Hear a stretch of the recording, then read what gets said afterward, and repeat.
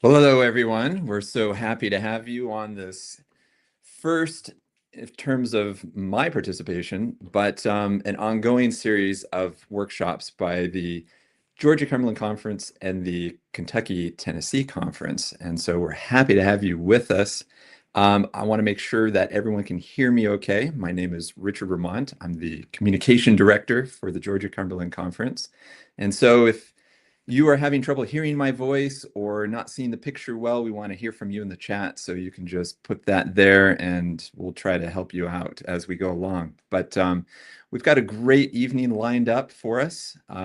We are going to be talking about websites and not just how to engage with certain web platforms like Adventist Connect, but also how to just build a good website to reach people in your community. And so this is something that is very important across the board.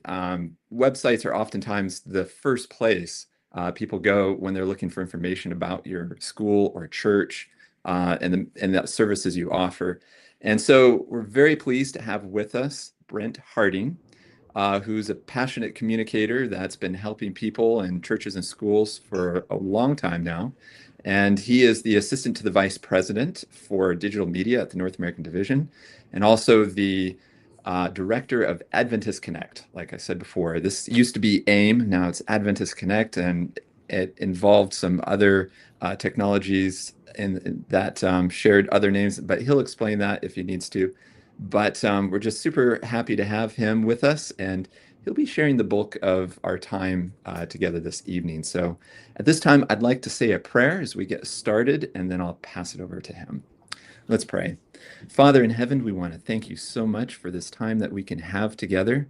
We're so grateful for technology, especially when it works, and we want to know how to use it better, and especially when it comes to websites. It's oftentimes the first point of contact for so many as they're interacting with ministries or wanting to know more about a certain ministry.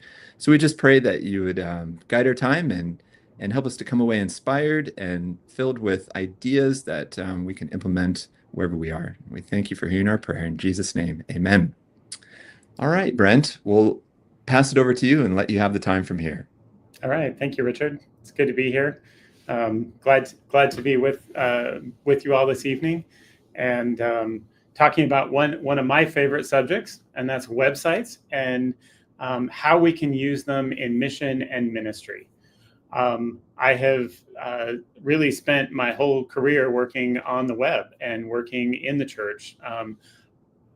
My desire is to see that we have really good use of technology in the church. There's so many options, so many different things that we can do, and I'm just excited to get to be here this evening and sharing more about how we can all work together to improve our web presence as a church.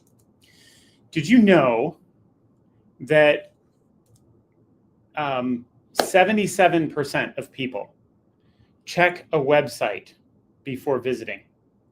How many of you have gone out and you're going to go to a restaurant and it's a new place you've never been? And do you go there right off, or do you look at the menu online? How many of you have gone and looked at the website of maybe a church or a school, or maybe it's a business that you're going to call, and you've gone and looked up the website? So huge numbers of people. This is a common thing. So it's really important to have a good, solid website. Another aspect, and this is specifically about churches. So 2 out of 3 people who decide not to come to a church, not to visit your church, do that based on what they see on the church website. This is a stunning statistic.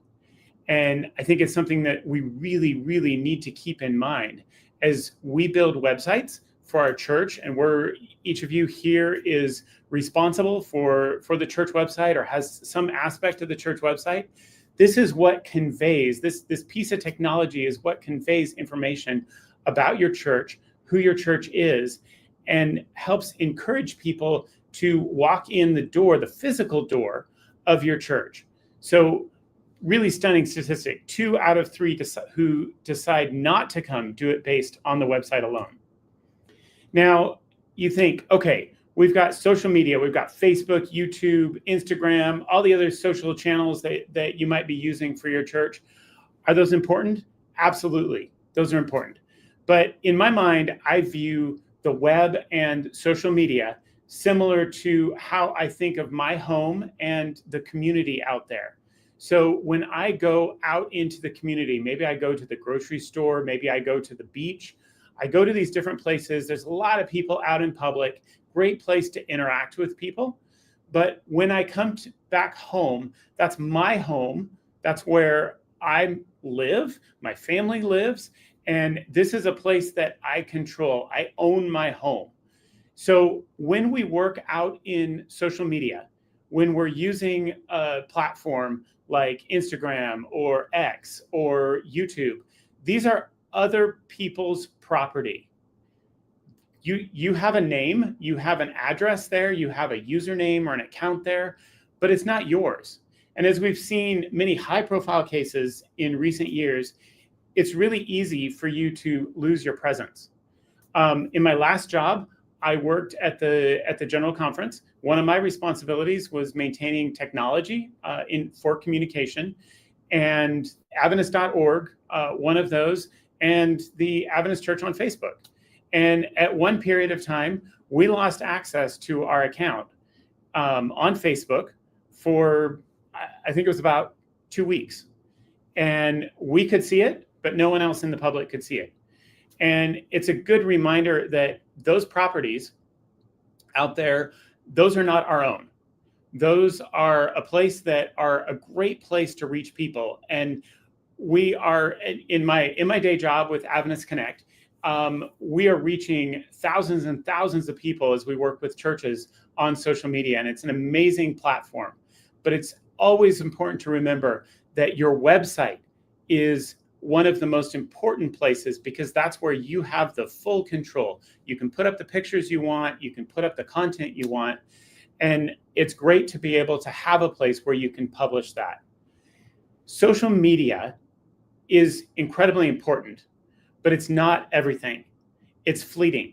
How many times have you been browsing through your social feed? You've seen something and you went, oh yeah, that's amazing. I want to come back to that. And you're in a conversation later and you're like, which account was that? Where did I see that video? There was that picture I have no idea where it's at. And I've done that over and over and over. Social media is a great way of communicating. It's a great way of getting a message out, but it's not a great place to go to remember things. Websites, confused on the slides. Websites are incredible because they show up in search. This is where people find out about your church, and this is where they find information about who you are, because 90% of people, 90% of online experiences start directly in search. So they may not know your domain name, they may not know the exact address, but they're going to search, they're going to look for content, for relevant content, and come there. This statistic is changing actually even as we speak because of AI search. We'll talk about that a little more later. But the way that people come, the majority of the time that they come to your site is through search.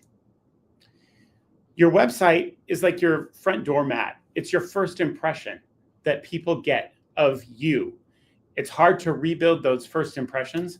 So it's important that your website conveys well what you want people to see about your church. This goes for any kind of ministry, school, church, whatever it is. This is where people show up at the beginning. So you want to make sure that the content that's there portrays your church well. If no one knows who you're about or what you're about, and they come to your local church website, what are they going to learn? Who are they going to see? What will they experience when they come there? Can they use it on their mobile device? I don't have the numbers right now, but I can tell you every website statistic that I've looked at across the board, whether it's big sites, small sites, the majority of traffic is coming from mobile devices.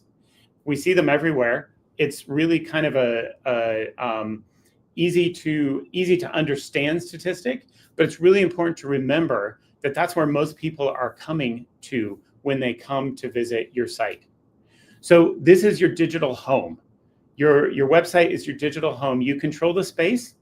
You can drive traffic to it from your social media accounts, but you want to make sure that as people browse the site, that they can get around easily so that they have clear navigation and that it's accessible for everyone who comes there.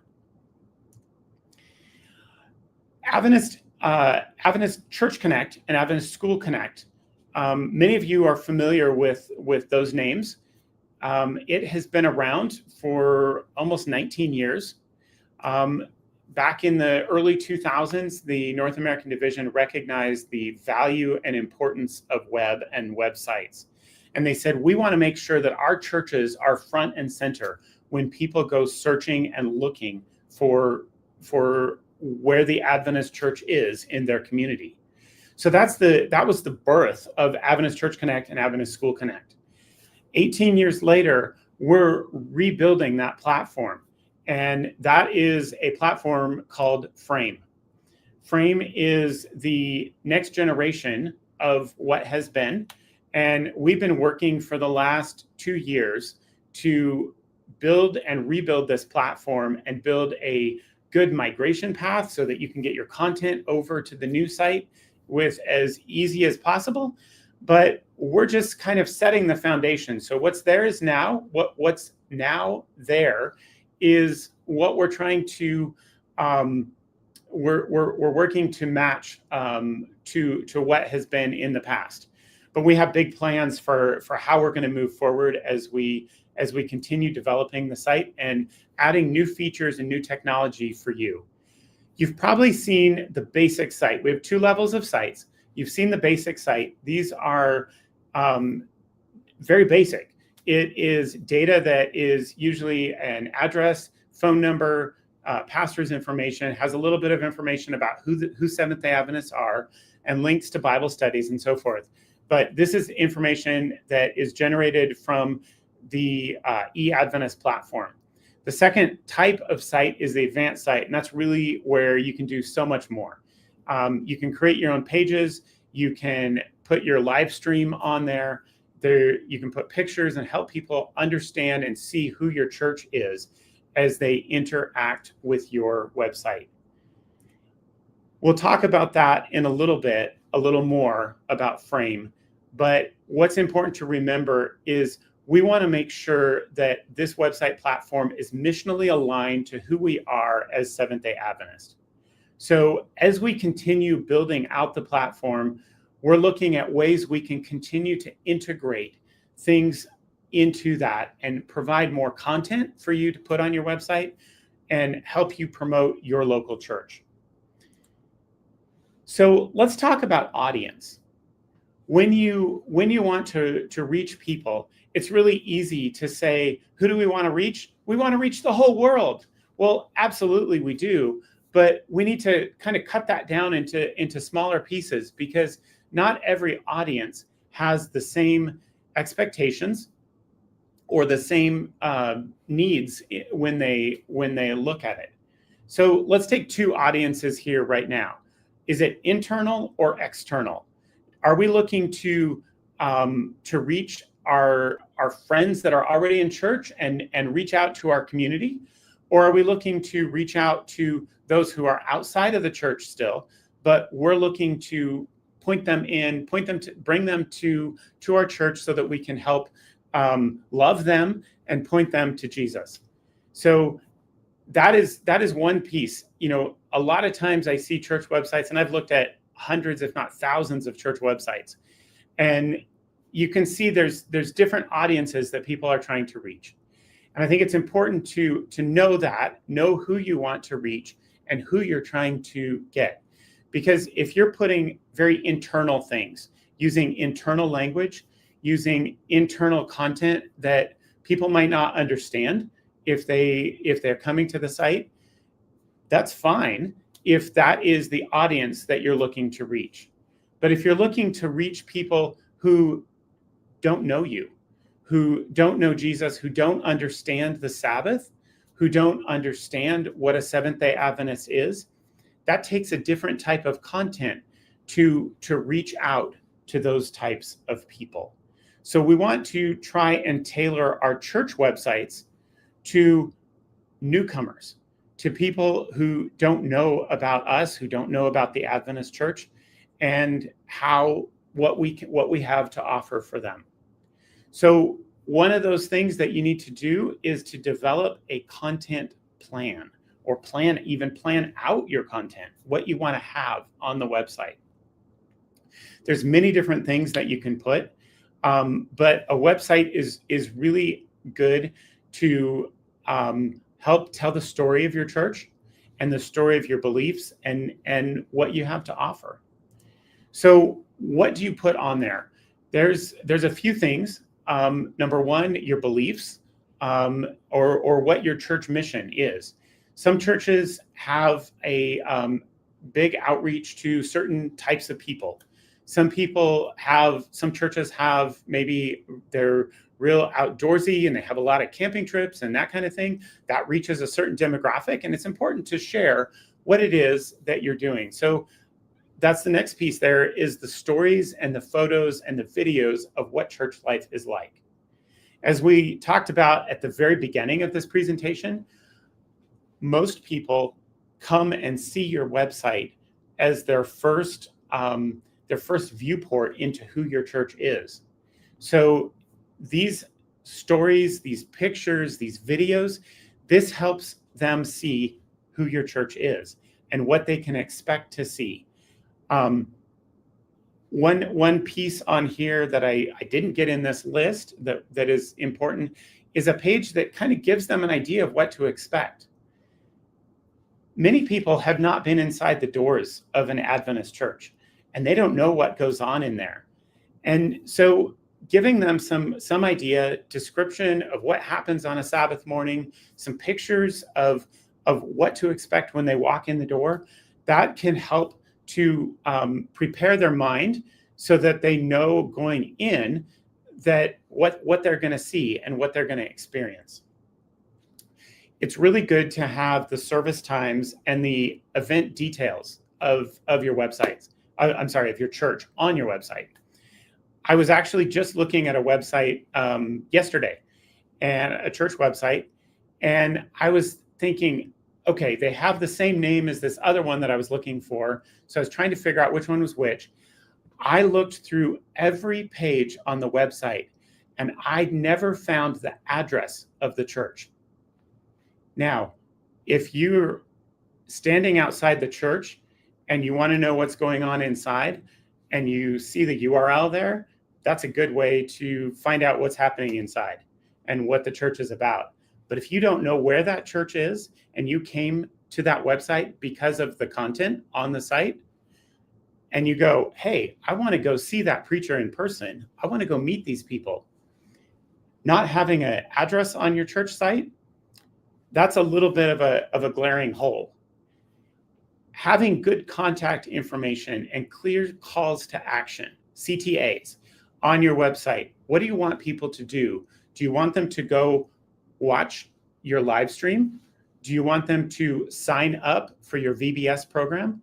Do you want them to reach out to the pastor or to someone in the church? Having contact information, whether it's your phone number, whether it's your address, whether it's an email address or a contact form, having clear contact information that goes somewhere that is also checked and responded to. Sometimes contact forms are where contacts go to die. Well, not literally, but that friendship, that potential friendship goes to die in that contact form because people will reach out and then they don't hear anything back and they will move on. So make sure that your contact forms and your phone numbers are getting answered and responded to. The next thing that we want to talk about and think about is SEO, or search engine optimization. That's how do people find you on Google? Now, there's a couple different things that you want to do to help yourself get found. And those come in the areas of technology and content. Technology, and we're not going to go too deep into this, but technology are things like clean, memorable URLs. Now, if you look in the top of the URL that you're looking at right now, whether that's on YouTube or Facebook or StreamYard, you're probably going to see a bunch of numbers and letters and things that you're not going to remember. That would be a URL that's not a clean URL, or maybe a dirty URL, however you want to call it. But something memorable like myadventistchurch.com/about. That tells you what you're going to find out on that page, and it's easy to remember.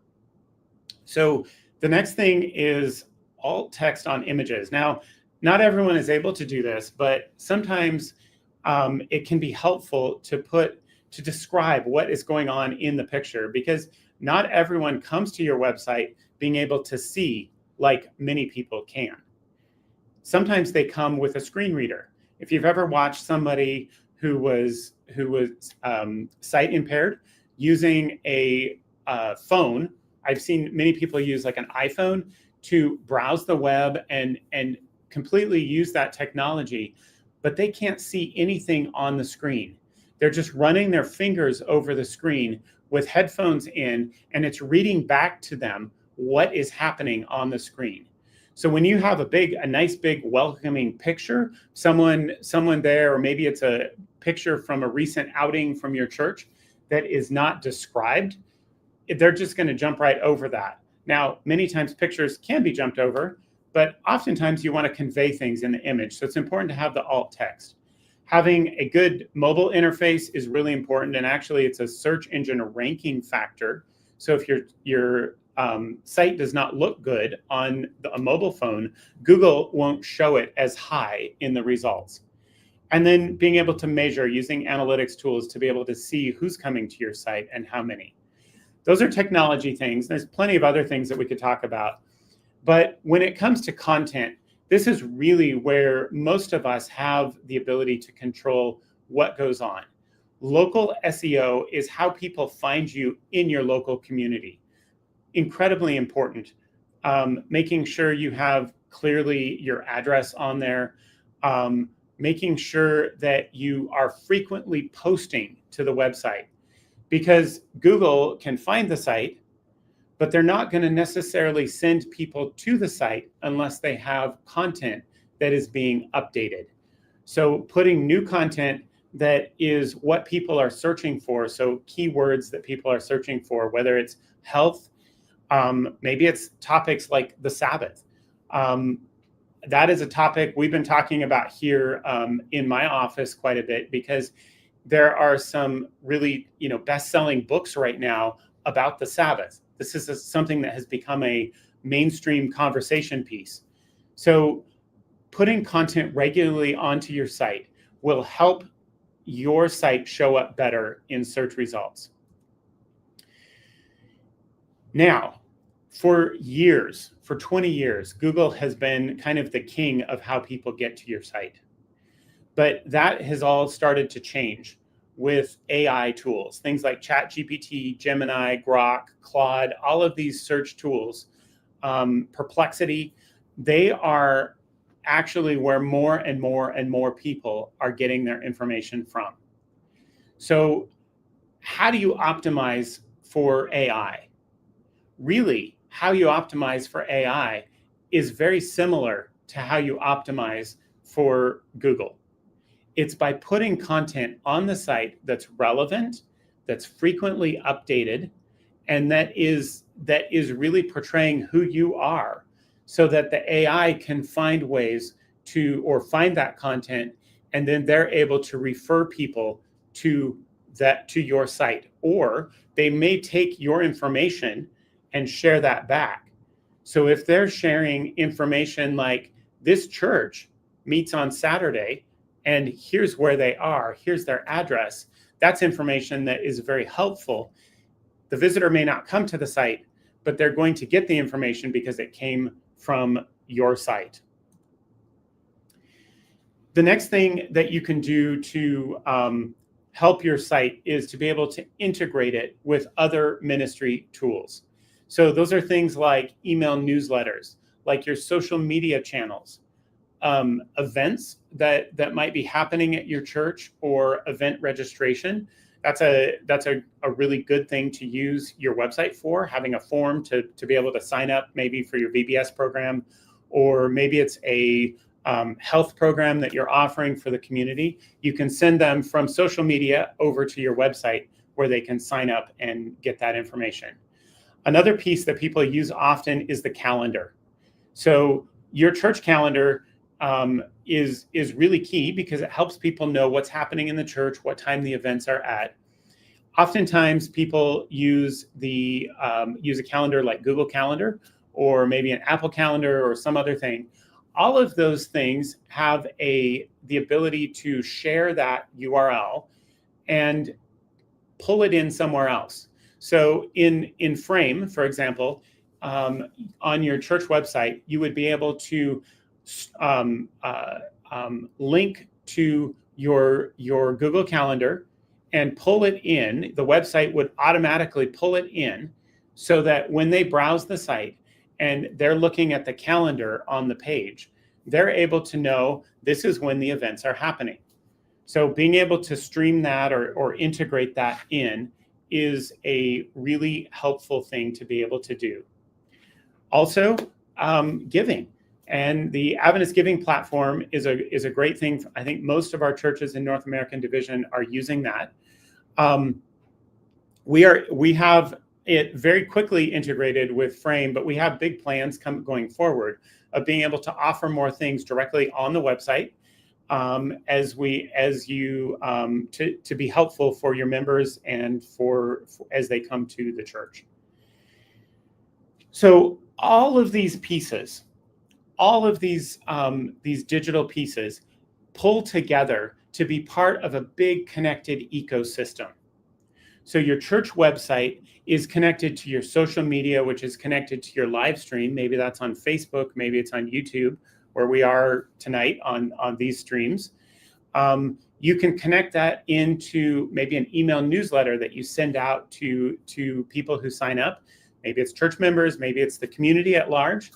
And you can take that and use that to all of those tools to bring people back to your website as the home base of where they can find all that information. Now, I love technology. I think there's so many amazing things that can be done. But it's really important to remember that it's not technology that changes people. We're here as Seventh-day Adventist Christians we have a mission. God has given us each a mission, and that's to reach out to our community at large. So technology doesn't change people. The Holy Spirit is what changes people through personal connections. But technology can certainly help to lead the way for those changes. Now, I want to tell you a little more about Frame as we go forward here. And then if we have time, we'll dive in. We can do some live examples and take your questions as we go forward. So the basic sites are basic. We've really covered those. They're available in 4 different languages, depending on the language of the church. What we want to talk about here quickly is the advanced sites. So the new Frame platform is a whole new way of doing websites for the church. It is built on open source technology, WordPress. So they help us, and then we pull it together and help to make it so that it's easy and approachable for every church and school to use. All of this is hosted on the North American Division's data cloud. So this is infrastructure that the division has been building out for the last 10 years to be able to host our data and make it available as long as possible. So we can dive in here quickly into the power of WordPress. if we keep our slides straight here. So WordPress uses a new interface now. WordPress has been around for many, many years, but in the last, I would say, in the last 5 years, they have been completely rebuilding the way that you use it in a way that is much easier to build really beautiful and dynamic websites.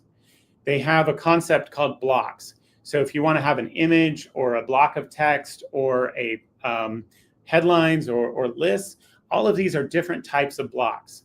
Other blocks could be like a calendar, or maybe it is a feed of your church directory. Now that not your internal church directory, but the directory of people, important people in the church, like the pastor or elders or that kind of thing. So these blocks can be then added to the page and placed where you want to display information, different types of information.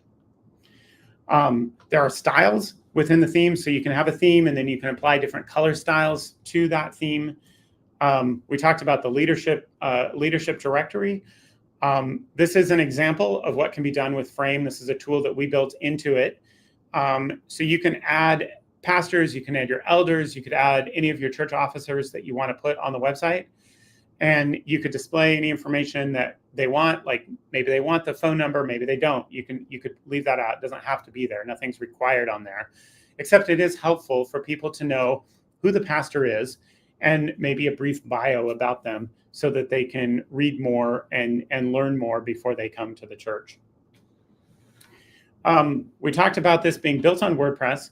The advantage of that is that we can tap into the bigger, larger community, and we don't have to be spending extra time and money developing some of these tools. So within Frame, we are leveraging other plugins into the WordPress platform and ecosystem where you can create a podcast right there on your site. You can build forms, and we have some default forms that you can use, but you can really do anything. Gravity Forms is an incredibly powerful tool. The events calendar allows you to sync in your events from your Google Calendar, as we talked about earlier, or just add them directly on the website in a way that's easy to see. Photography is really important, and while unique photography is the best, having some pre-done stock photography is really helpful as well. So directly inside your site, you'll be able to search on some of these open libraries and download images to use in your posts. Multilingual. This is an aspect that we're continuing to build out. Out of the box, we have support for these languages. Coming soon, we'll be able to have a true multilingual experience where you can have content in both or many different languages. But right now you can have content in any of these languages here to start with. I'm going to quickly just breeze through the themes because we're running short on time, and I want to be able to show you actually what the website tools look like. So I'm going to skip forward here. This is a demo site, aspengrovechurch.demo.adventistchurch.dev. Kind of a long name, apologize for that. But it is a demo site, and we're going to jump into this site in just a moment for you to be able to see what that is all about. So as we take this platform, this Frame platform that we are building to use, we have really big plans. Now, there's lots of things that you can do with WordPress. There's lots of things you can do with websites. But what we're looking at is what key things can we tie into your church website that are uniquely Adventist and uniquely suited for mission and ministry in your community. So things like Thrive, like Adventist Giving, like eAdventist, other tools that we have in mind are things that will be coming here as we move forward with Frame. So we've talked about Frame. We've talked about the migration that's happening. We have I think it's 3,500 sites that have to be moved over to this platform by the end of the year. So most people, most sites in these conferences that we're working with have moved over, and I'm excited about that. But if you haven't yet, if you haven't updated your domain, and Richard and Paula, they have a list. They know which domains are not updated in the conference. This is the important information. The QR code takes you to a description of what you need to do. There are 15 churches or church websites that have not been updated, or the URLs have not been updated in a way that we can move into Frame for the Kentucky, Tennessee, and there are 54 in Georgia-Cumberland. But those will get taken care of. Things are moving forward. The next step is we are beginning this migration. So we coordinate with your conference and we say, when is a good time? This is going to be happening, and we're ready to start moving and doing this migration. The next piece is that we will actually do the migration. We move all the content, all the images across. I have 12 people right now that are working every day on doing these migrations. They're reviewing each migration as it happens to make sure that things are put in the right place. But they don't know your site like you do. And so the next step after this staging site is created is that we send an email to every site admin and also to your conference communication director that this site is ready to be reviewed. So when you get that email, you'll need to click the link. You'll create your account there on the site. You have to create a password, and then you'll be able to log in and you'll be able to see your website as it's ready to go with the new themes and everything there. The next step for you to do after you make any changes that you want to do is to click the launch button. So top of the page, up here, it says migration status. Click on that. It'll take you to this page. And if everything's good and ready to go, the launch button will be orange, like you see in this example, and you'll be ready to do the migration. Now, you're not doing this alone. We have a team of people that is waiting to answer questions that you might have. So we have a phone number, we have email support, and you can go to our website, support.adventistconnect.org. We've got a ton of articles there. We're adding more every day. And we want to make this something that is easy. So if you have questions, send us an email, reach out on the phone, and we'll do our best to answer the questions and help guide you through. So I am going to, I'll put this one last slide up here. This is our website, Adventist Connect. Have a lot of other things other than just Frame, but more information about Frame is there. You can reach out to me. You can reach out to our team from the website. I am going to pull this off the screen though, and I am going to pull up a live website here, and wanted to just show you a few things as we go through. So this is that demo site that we talked about earlier, Aspen Grove SDA Church. This is one of the themes that you're able to do or able to use. These are some examples of some blocks and ways that you can use images and text on your site. Pulling out calendar highlights on the homepage here, maybe highlighting different things like media and the messages that you have. We will jump here, back up to the top. You see a menu across the top here. There's this, it's called a hamburger menu. If you click that, you see the full menu. If you have more things that are on the site, we don't really talk too much about this, but it's good to have a little more condensed menu than what you see in this example. I'm going to pull up this leadership page, because here we can see, and I can demo a feature now. It's called the directory. So if we look on the edit we're going to jump back here into the edit section. And as soon as this page opens, you'll get to see the block editor. It says, welcome to the editor here. That doesn't show up every time. And when you're in the edit mode, you're able to select text. You can bold it, italicize it. You can do all sorts of things with it.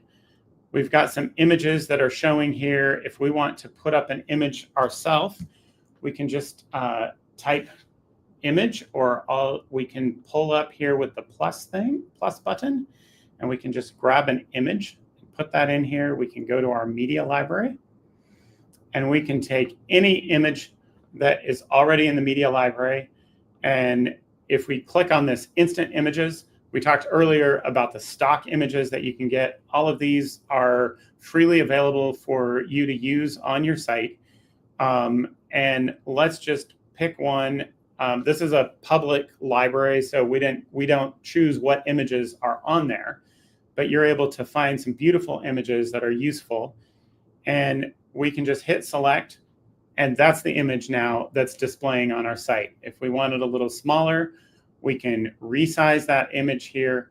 By default, it comes in with this caption from Unsplash. We can just delete that if we want, and we can say, look at these mountains.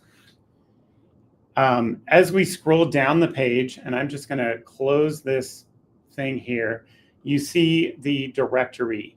Now, rather than typing directly on here, this is a block that is showing up. And if we pull up this this document overview, you're able to see the block here that is the directory listing block. Now, I am going to jump into another tab. This is logged in to the back of the website, and we can just pull up the directory here. And this is a full list of the staff for this make-believe church. So we have some categories like elders, deacons. We have some categories like pastor.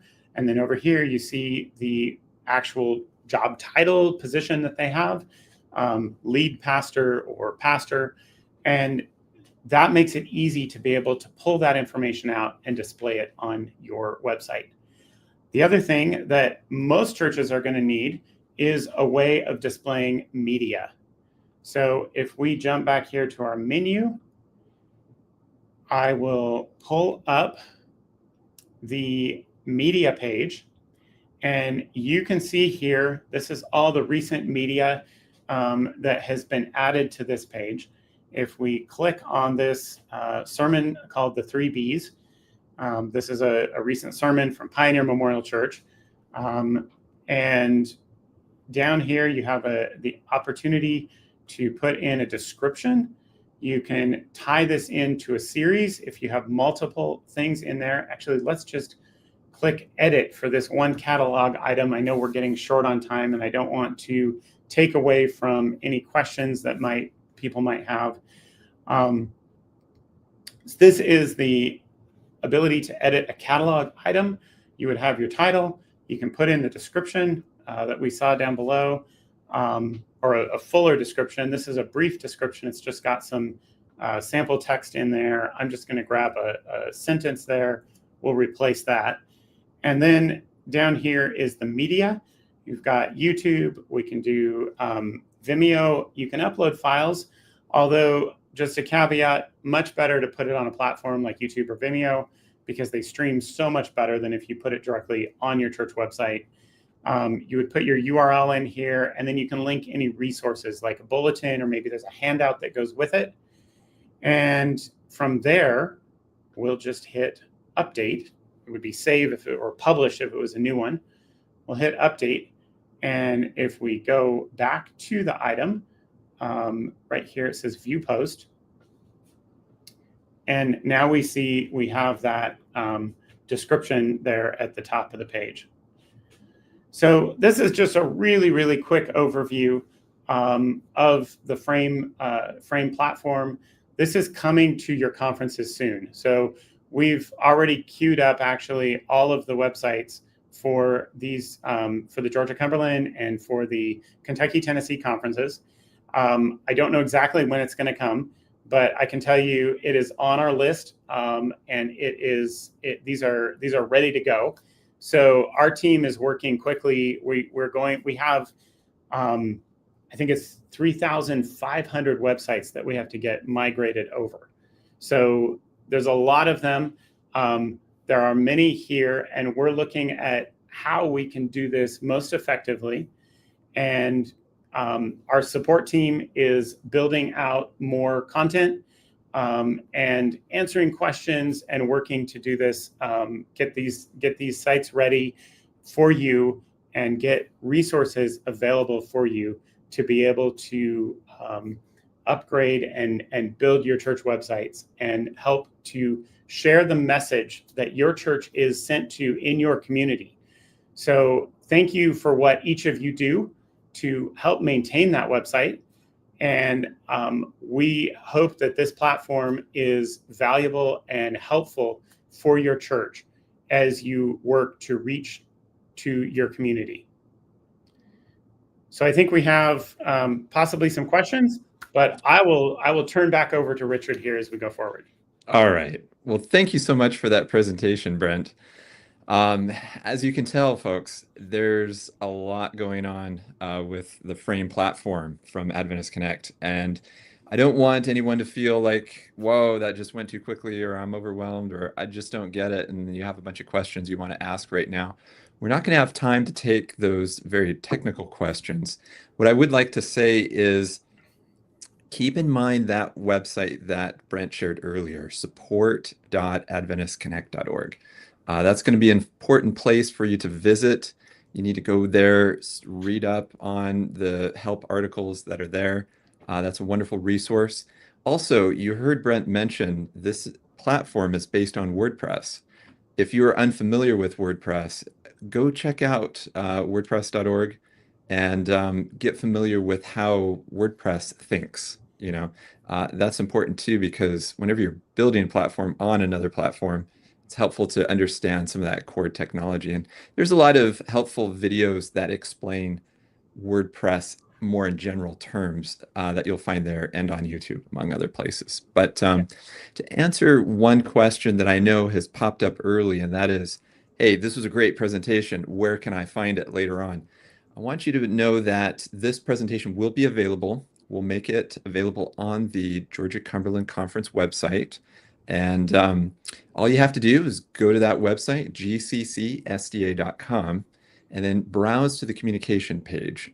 Once you get there on the communication page of gccsda.com, click on workshops. It's a navigation bar that you'll see just under the image. And one of those items is workshops. You'll see it posted there. And I don't know, give us a few days, but we'll definitely have it up there. Now, Brent, what about the slides? I know you shared a bunch of slides here. Are you making those available, or do you prefer people just go to the video and I'll share them with you, that? and you're welcome to share them however. Okay, awesome. And then if people do want to dive, I know some people are like, hey, I'm struggling trying to make that migration from old platform to new, or I'm just struggling understanding the tools and how they work. You mentioned they can reach out to you, or what's the best way of going about that, really? So the support.adventistconnect.org website is a great place to go. Additionally, you can just send an email to support@adventistconnect.org, and we're watching that. We're responding to emails every day, and if you have questions, put them in there. Let us know where you're coming from. What church you're with, or what website you're working with. That helps us get more to the point, so that we're able to help. But yeah, that's the best thing I can say. We've got the phone number as well. I don't have that one memorized, but it is on the website. Sure. And you're able to call our support team there as well. Awesome. And I hope, and that should be a great starting point for a lot of folks out there. And once again, just to underscore, there's a number of sites that haven't made that transition. Yeah. But emails have gone out to a lot of the pastors and even teachers, and that hopefully will help in mitigating, anyone falling off the bandwagon as we get close to that deadline. Yeah, And again, the deadline is towards the end of this year, right? That that's correct. we need to make that transition over. Yeah. Um, One thing I would like to point out, and this is something that we've hinted at, this isn't just for churches, we're talking for schools as well. Correct. Is there anything particular that, from a school perspective, they ought to know when it comes to this platform? Um, we have a specific theme that was designed by the North American Division of Education Department for schools. Now, schools can use any of the themes that are there, but there is a specific one just for schools. So that is available there for schools. We are, again, I talked more on the church side of things in the earlier presentation. But we're looking at also ways of more tightly integrating into the tools that are part of the church, or I'm sorry, of the school use in the division. And I would say from the other things that we talked about today, a lot of those things are just as relevant. You have your audiences maybe of potential students, but you also have your audience of current parents and students that you want to be able to reach. So being able to put up updated information, to be able to so that those audiences can get to find that information quickly is also really important. Great, great. All right. Well, enough time spent on that. Let's go to some of the questions that have come in. Okay. Who in the church should have the ability to make changes to the church website? Oh, great question. I think a lot of churches have a communication director, communication secretary that helps with that. I know a lot of pastors often have that ability or take that on themselves. I think those are really the two main key roles. But often we'll see elders, we'll see pastors. Really, it is anyone who is willing to take that up and keep that information up to date. Often it's helpful to have more than one person having access to the website because sometimes people take vacation or they're not available. And so it's good to kind of separate that out. On the Frame platform, you'll be able to create not only like a site admin account, or permission. You can have multiple accounts at these different permission levels.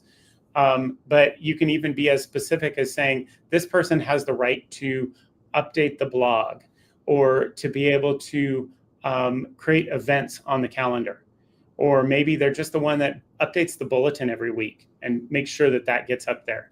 So you can fine tune that down to if you have someone who has the ability to do that, but you're not sure you want them to be able to access or change things on the whole site, you have the ability to do that. And also, if you need access to your church website, call our team or reach out by phone. We'll verify that with the conference and with the information, but we are able to get you back into your church website if perhaps the pastor left or some of the church members that had access to it before, they're gone. We still can help you with that at any point. Oh, that's terrific. And I really appreciate you saying that because sometimes people can lose access to their website, and it's helpful to know that you're there to help them get back in. I do want to clarify, though, that that's for access to the website, not the domain name, if they have a custom Excellent. domain name. Yeah. And so just a little plug here. I know it's been said in the email, but it bears repeating. If you are concerned that whoever set up that domain might not be able to maintain that domain, our conference, Georgia-Cumberland Conference, IT department will be happy to manage that for you. So the IT department can purchase new domain names, they can manage those domain names and make sure that never gets lost. Yeah, Okay. thank you for mentioning that, Richard. I actually just was responded to an email today.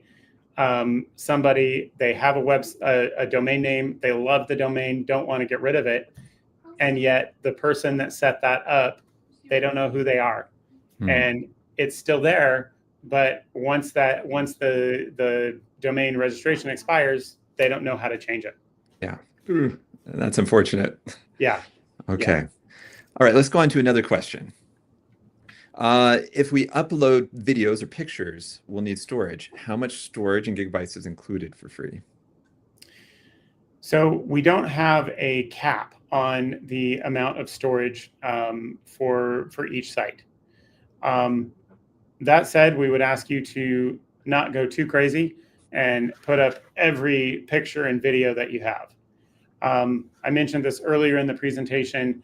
Um, there is a size limit to the file size limit to what gets uploaded. I don't have that off the top of my head. We tried to find a reasonable number. However, it's really best for video if you can put that on a video streaming site, something like YouTube, Vimeo, other platforms that do a really good job of streaming.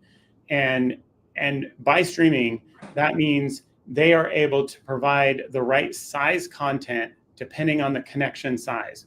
So if I'm on my phone on a really poor connection, I can still watch the video. If I am on a great connection and I've got my big screen TV, I'm going to see a larger version of that video. So you can put stuff up. There's not a limit, and there is not a cost for doing that. But we just ask that you don't put everything up. Be respectful with what you put up and what you use. Awesome. Awesome. Okay, let's do another question. Sure. For a school website, how should we handle calendars to protect kids' privacy? Which events are okay to publicize? Which ones should stay private? That's a really good question. I have not thought about that before, so I don't know that I have a ready answer on the private event versus public event. I think that would be something that would be best to talk with like your school superintendent in the conference.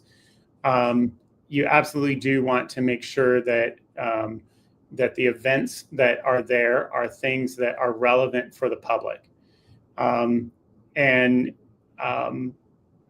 being able to things that happen at the school where you're expecting visitors, or even sometimes it might be things that you would put up like test week or back to school kind of things. Those certainly are relevant to put up there, but you do definitely want to keep in mind children's privacy in what you do and who might show up at those events. Awesome. Awesome.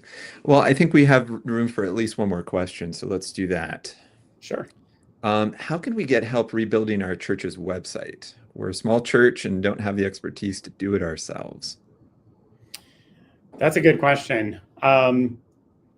We don't have, unfortunately, right now, we don't have a full team to be able to do that. I would suggest one place to start would be to talk with your conference. They may have some resources within the area, people that they know that could work with that. You're welcome to reach out to us. We're working on building out a list of vendors, contractors that are good with building church websites and that understand really that are Adventists and that are able to, they understand what our mission is and are able to help you with that. But your church website doesn't have to be built by an Adventist, and there certainly are good contractors, people available in the community, or people you might know that you can reach out to within your own network that would be able to help you with that. Awesome. Awesome. While you were speaking, I did see another question that I wanted to touch on, and that's what's the best way to train new volunteers on managing the website? And I'm going to kind of give a partial answer to that now. This is by no means the only training I would like to see happen on this subject, just because it's so critical and important to Yeah. a lot of church and schools presence online. And like you said over 90% of people search to find out information about a ministry organization for the first Yes. time, and then Yes. 70 some percent do what? 70% look up a business or a location Mm, before they go. before they go. Yes, Yeah. yes. So So if with you're that, expecting visitors or yeah. you're hoping for visitors, they're going to come to your website. Yes, good, good. So yeah, with that in mind, I would like to see, you know, further trainings on this subject that can be formalized, and then we can then offer that for getting people started that are new volunteers to managing the site. Are there training tutorials currently in place on that subject for volunteers getting started, or do those need to be created? There are a few, but those definitely there's a lot of room for that, Okay, for growth there. So okay. I know a lot of conferences are working on expanding that and providing webinars just like this. This is something that we're planning to do at Adventist Connect, is to be able to offer more trainings as well, Mhm. that will be available not just like this live, but also available to in an archive format to be able to come back and listen to. Okay, cool. Well, that's great. And so, as that information becomes available, and as we learn more about these resources that will be of help to our churches and schools, I encourage you, if you're in the Georgia-Cumberland Conference, to reach out to me. My email address is richardr@gccsda.com, or you can reach Paula at the Kentucky-Tennessee Conference at mpmora@kytn.net. That's pmora@kytn.net.